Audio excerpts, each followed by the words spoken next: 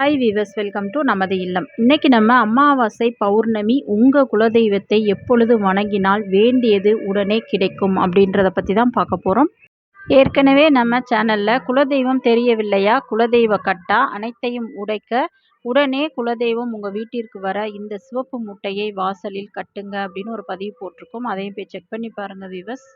இன்னைக்கு நம்ம என்ன பார்க்க போகிறோம் அப்படின்னா, நம்ம குலதெய்வத்தை அமாவாசை அல்லது பௌர்ணமி இந்த 2 நாளில் என்னைக்கு வணங்கும் பொழுது நமக்கு சீக்கிரமே பலன்கள் கிடைக்கும், கேட்கின்ற வரங்கள் எல்லாம் கிடைக்கும், நமக்கு எந்த ஒரு ஆபத்தும் நேராமல் நம்ம குலதெய்வம் தடுக்கும் அப்படின்றத பற்றி தான் இன்றைக்கி பார்க்க போகிறோம்.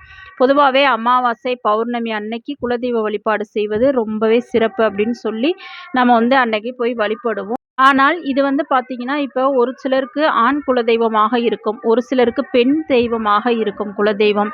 அவங்கெல்லாம் அமாவாசையா அல்லது பௌர்ணமியா என்னைக்கு வழிபட்டா அந்த முழு பலனையும் நம்ம பெற முடியும் அப்படின்றத பற்றி தான் இந்த பதிவில் தெளிவாக பார்க்க போகிறோம். அதுக்கு முன்னாடி மறக்காமல் நம்ம சேனலை சப்ஸ்கிரைப் பண்ணிக்கிறங்க வீவர்ஸ். வாங்க வீடியோக்குள்ளே போகலாம். நம்ம குடும்பத்திற்கு ஒரு கஷ்டம் வரப்போகுது, ஆபத்து வரப்போகுது, கஷ்டப்பட்டுக்கிட்டு இருக்கோம், துன்பப்பட்டுக்கிட்டு இருக்கோம்னா நம்ம முதல்ல காப்பாற்ற ஓடி வருவது நமது குலதெய்வம் தான். அப்பேற்பட்ட அந்த குலதெய்வத்தை மாதத்திற்கு ஒரு முறையாவது நம்ம நேரில் போய் தரிசிக்க வேண்டும், வழிபாடு செய்ய வேண்டும். அதுவும் அந்த ஒவ்வொரு மாதமும் வரக்கூடிய அமாவாசை அல்லது பௌர்ணமிக்கு கண்டிப்பாக அவங்கவுங்க குலதெய்வத்து கோவிலில் பூஜைகள் நடைபெறும். அந்த பூஜையில் நீங்கள் கண்டிப்பாக தவறாமல் கலந்து கொள்ளும் பொழுது உங்கள் வாழ்க்கையில் இருக்கக்கூடிய கஷ்டங்கள் நீங்கி நம்மை வாழ்க்கையில் அடுத்தடுத்த கட்டத்திற்கு நகர்த்தி கொண்டு போகும் நமது குலதெய்வம். அதே போல் தான் நிறைய பேர் திருமணம் நடக்காமல் இருப்பாங்க, குழந்தை பாக்கியம் இல்லாமல் இருப்பாங்க. அவங்களாம் இந்த அமாவாசை பௌர்ணமி அன்னைக்கு கண்டிப்பாக நீங்கள் உங்கள் குலதெய்வ வழிபாட்டை செஞ்சுக்கிட்டே வாங்க. நிச்சயமாக அந்த தடை தடங்கல்கள் எல்லாம் நீங்கி கண்டிப்பாக குழந்தை பாக்கியத்தையும் திருமண பாக்கியத்தையும் உங்கள் குலதெய்வம் உங்களுக்கு கொடுக்கும். இப்போ நம்ம குலதெய்வத்தை என்னைக்கு வழிபடுறது சிறந்தது, அமாவாசை அன்னைக்கா அல்லது பௌர்ணமி அன்னைக்கா அப்படின்றத பற்றி பார்க்கலாம். உங்கள் குலதெய்வம் ஆண் தெய்வமாக இருந்தால் கருப்புசாமி, வீரபத்திரர், அக்கினி சாமி, இந்த மாதிரி நிறைய குலதெய்வங்கள் ஆண் தெய்வங்கள், முனியையா, முனியாண்டி இந்த மாதிரி இருக்கின்றார்கள். அந்த மாதிரி ஆண் தெய்வம் உங்கள் குலதெய்வமாக இருந்தால் நீங்கள் அமாவாசை அன்னைக்கு உங்கள் குலதெய்வ வழிபாட்டை மேற்கொள்ளும் பொழுது நிச்சயமாக உங்கள் வாழ்க்கையில் இருக்கக்கூடிய கஷ்டங்கள் அனைத்தும் விரைவாக நீங்கும்.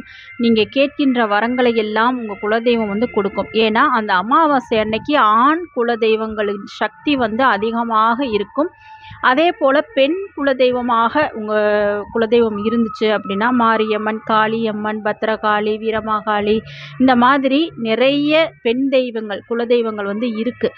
அந்த மாதிரி பெண் தெய்வங்களாக இருந்தால் பௌர்ணமி அன்னைக்கு நீங்கள் வழிபட்டு கொண்டே வர வேண்டும். ஏன்னா பொதுவாகவே பௌர்ணமி அன்னைக்கு அம்மன் சக்தி அதிகமாக இருக்கும். அதனால தான் நம்ம அம்மன் வழிபாடு பௌர்ணமி அன்னைக்கு எல்லா அம்மன் கோவில்லையுமே விசேஷ பூஜைகள் நடைபெறும். அதே போல தான் நமது குலதெய்வம் பெண் தெய்வமாக இருக்கும் பொழுது கண்டிப்பாக நீங்கள் பௌர்ணமி அன்னைக்கு நீங்கள் குலதெய்வ கோவிலுக்கு சென்று உங்கள் தெய்வத்தை வணங்கி கொண்டே வாருங்கள். இந்த மாதிரி தொடர்ந்து செய்யும் பொழுது ஒரு 2-3 மாதங்கள் நீங்கள் பௌர்ணமி அன்னைக்கு தொடர்ந்து உங்கள் குலதெய்வத்தை வணங்கும் பொழுது நிச்சயமாக உங்கள் வாழ்க்கையில் நீங்கள் என்ன நடக்கணும்னு நினச்சி அந்த வழிபாட்டை செய்கிறீங்களோ அந்த விஷயம் கூடிய விரைவில் உங்கள் குலதெய்வம் நடத்தி கொடுக்கும்.